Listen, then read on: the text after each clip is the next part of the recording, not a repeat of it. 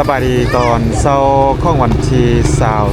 22เดือน12ปี2025พี่น้องตอนนี้อุ่นใจอยู่ที่งานบุญปีใหม่ของชนเผ่ามงเนาะเรียกว่าบุญกินเจียงความจริงแล้วบุญปีใหม่มงอยู่ที่ล่วงพระบางก็เริ่มแต่วันที่15วันที่25เนาะพี่น้องแต่ว่าเพิ่นมาโยนมักขอนแท้ๆก็เริ่มวันที่19วันที่20มื้อนี้เป็นมื้อวันที่22ก็ลองไปเบิ่งบรรยากาศนำกันเนาะพี่น้องว่าวันที่22ฝนยังไล่อยู่บ่เพราะว่ามื้อวานอุ่นใจมาตอนยักแรงหน่อยนึงเนาะฝนบ่ยักไล่ปานใดก็ลองไปเบิ่งมื้อนี้นำกันว่าจะเป็นจังได๋พี่น้องตอนนี้ก็เวลาอยู่ที่ประมาณ10 โมงเช้าเนาะแดดกำลังซองลงมาเลยเดี๋ยวไปเบิ่งจุดที่ว่า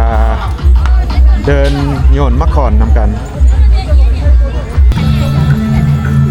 จุดอยู่ทางหน้านี่ก็คือเป็นเดินที่ว่าบ่าวๆเศร้าๆมาโยนมะขอนกันเลยพี่น้อง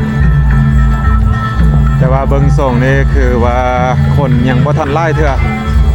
หรือว่ามื้อนี้คนตั้งบ่ไล่เพราะว่าเป็นวันจันทร์เมื่อวานนี้คนน่าจะไล่นะเมื่อวานนี้เป็น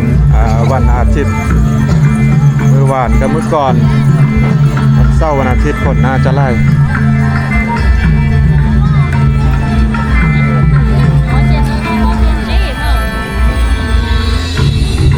ก็ถือว่าเกือบบ่เห็นพยนต์มะขอนเลยเนาะพี่น้อง แต่ว่าคล้ายๆคือกับว่ามีการประกวดอันได้อันหนึ่งอยู่ที่ทางหน้าพุ่นพี่น้องอยู่เวทีเนาะ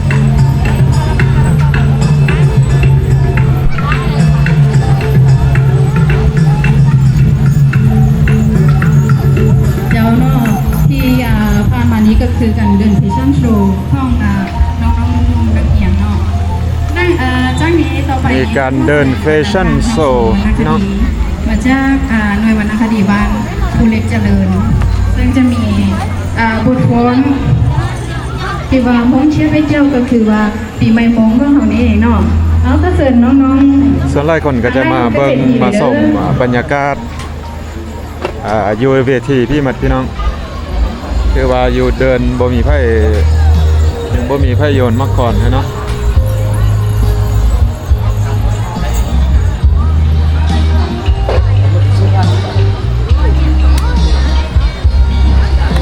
เมื่อวานนี้ตอนแรกมีการประกวดเนาะ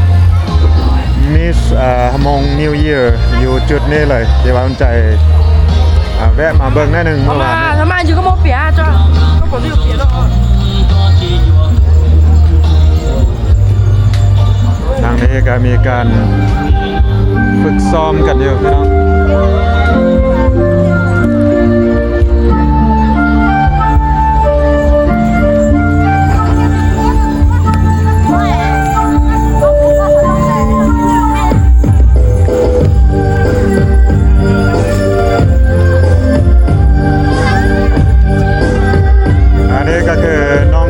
กำลังจะ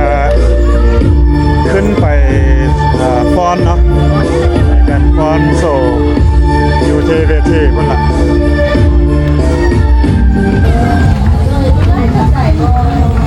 มาแล้วพี่น้องมาแล้วประมาณ10 โมงครึ่ง11 โมงอย่างกับคนเนาะแห่ลังไล่กันเข้ามาแต่ที่ว่าแดดออกมาแล้วอากาศอุ่นขึ้นนะคนก็เลยเข้ามาไล่เพราะว่าช่วงเช้าๆนี่อากาศเย็นได้นึงเนาะหนาวเลยแหละพี่น้อง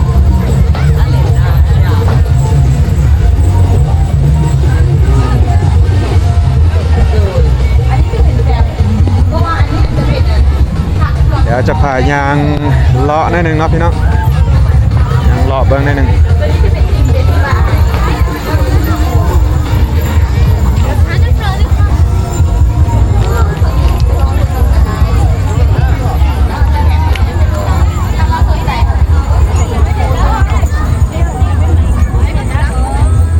เรื่องว่าคนจะเข้ามาไล่พอสมควรตอนนี้แต่ว่าก็ยัง บ่เห็นที่ว่าหนุ่มๆสาวๆบ่าวๆสาวๆโยนมักคอนเทื่อพี่น้องก็มีส่วนหนึ่งแต่ว่าส่วนใหญ่ก็จะเป็นผู้ใหญ่ตอนน้อยหนึงเนาะผู้เฒ่าผู้แก่พี่น้องโยนมักคอนกัน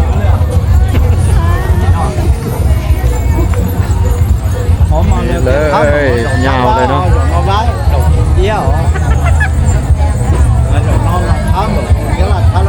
ถือว่าก็มีแต่แถวเดียวนี่พี่น้องแถวยาวเลย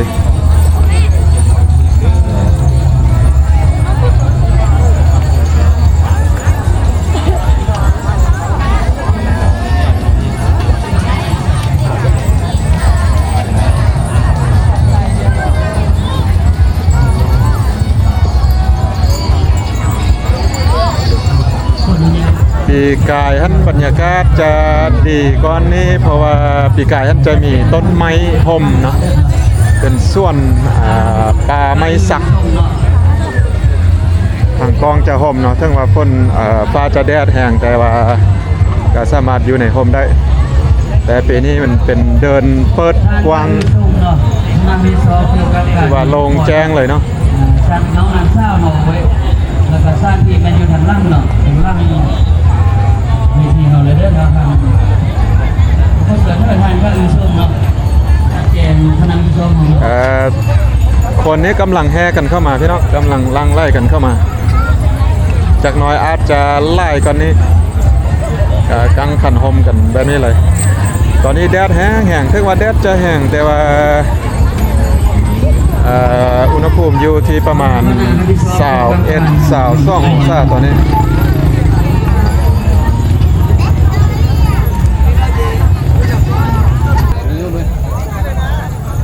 อันนี้ก็แม่นมีการโยนมักคอนแล้วไปนี่พี่น้องคือว่าพิธีโยนมักคอนก็จะเริ่มขึ้นแล้ว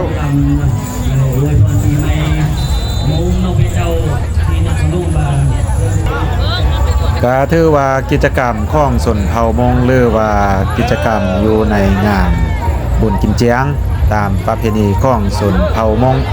ก็จะมีหลากหลายกิจกรรมหลักๆก็คือกิจกรรมโยนมักคอนนี่แหละตอนนี้ก็คือหนุ่มๆเศร้าๆมาโยนมักคอนกับ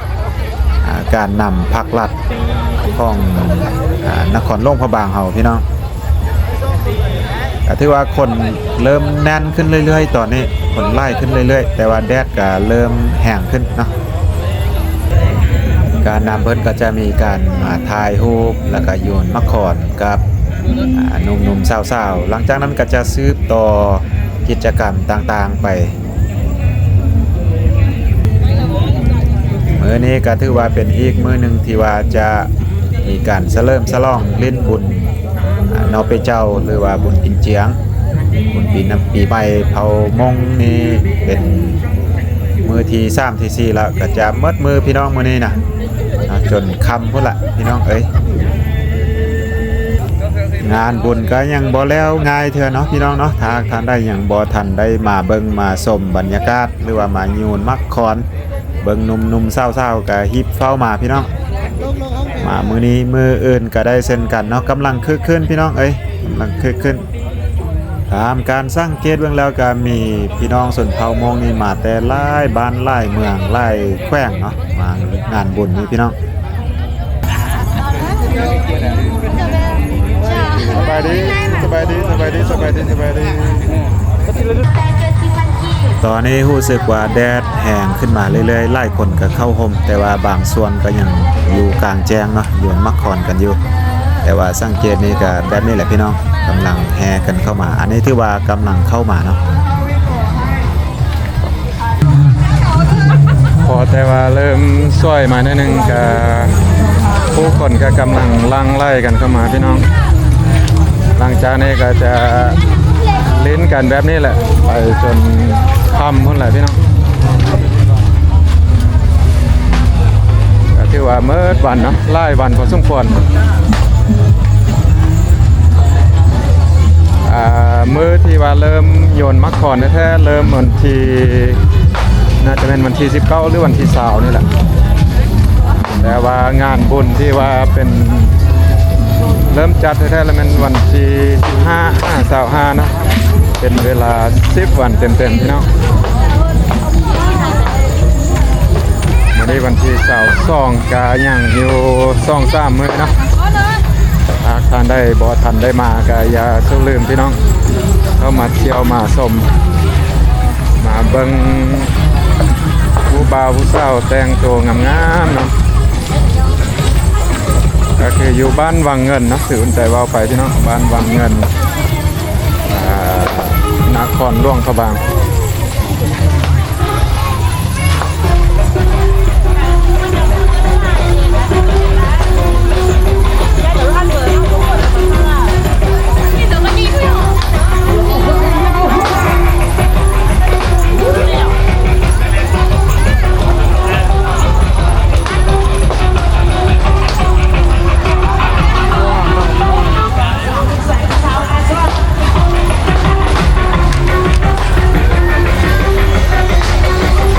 ในงานนี้ก็เรียกว่ามีกิจกรรมไล่แนวเลยล่ะพี่น้อง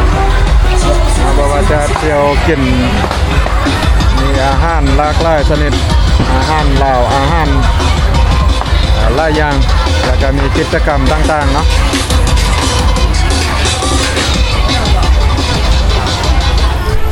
เดี๋ยวอาหารสังเกตอาหารพี่น้อง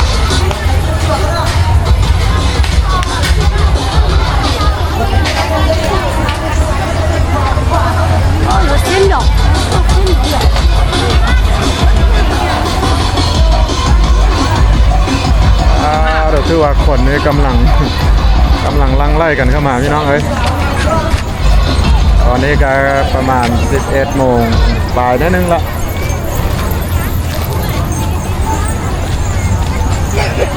ตอนเช้าเด็กน้อยน่าจะไปโรงเรียนเนาะตอนนี้น่าจะเลิกโรงเรียนพักเที่ยงเนาะพักกินข้าวเที่ยง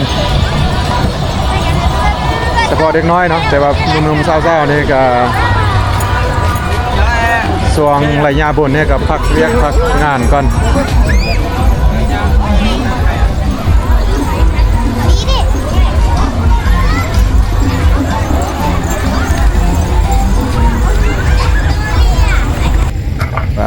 ถูกพี่น้องคนนี่กำลังลังไล่กันเข้ามาคึกคืนเลยอันนี้มันทางเข้ามาเด้บอแมนคนกลับนี่คนแอกันเข้าไปงานน่าจะเต็มเลยจังหน่อยนี่โอเคพี่น้องกาสิประมาณนี้เนาะสำหรับวิดีโอนี้อุ่นใจกาสิก็จบไปเพียงเท่านี้ก่อนพี่น้องจังได้กาคือเก่าพี่น้องเส้นเก่าเส้นเดิมขอบใจทุกท่านที่เข้ามาติดตามนะครับชมส่องอุ่นใจมาโดยตลอดหากท่านใดก็ได้เข้ามาแล้วก็อย่าลืมเข้าไปกดไลค์กดแชร์กดติดตามเนาะเพื่อเป็นกำลังใจให้อุ่นใจได้คลิปต่อไปพี่น้องเจอกันคลิปต่อไปสบายดี